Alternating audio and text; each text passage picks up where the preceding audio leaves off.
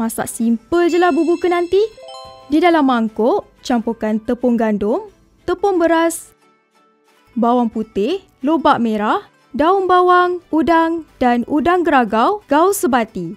Tambahkan air sedikit demi sedikit, gaus hingga sebati. Masukkan keju Anchor cheddar cheese slices yang lembut teksturnya serta keju perfect Italiano mozzarella untuk asin keju tarik yang sempurna. Gaul lagi sehingga semua bahan sebati. Tuangkan ke dalam kuali yang panas. Biarkan adunan masak sehingga bertukar kepirangan. Cucur udang cheese siap untuk dihidangkan. Jom kita masak. Panaskan kuali, masukkan daging kisar dan masak sehingga daging menjadi sedikit kering. Masukkan bawang putih dan bawang merah, masak sehingga naik bau. Tambahkan rempah kari dan rempah garam masala.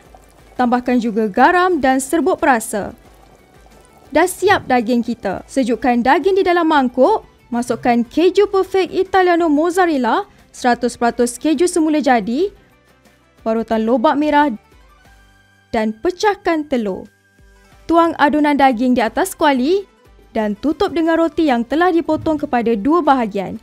Biarkan sehingga daging masak.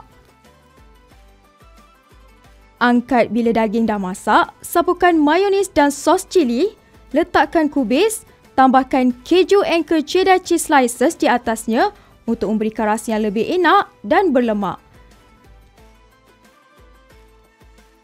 Cucur udang cheese sesuai dinikmati bersama Feliv yogurt strawberry dan roti john keju meleleh lazat dijamu bersama Feliv Greek Star yogurt drink mango. Setiap rasa ada cerita. Selamat mencuba semua.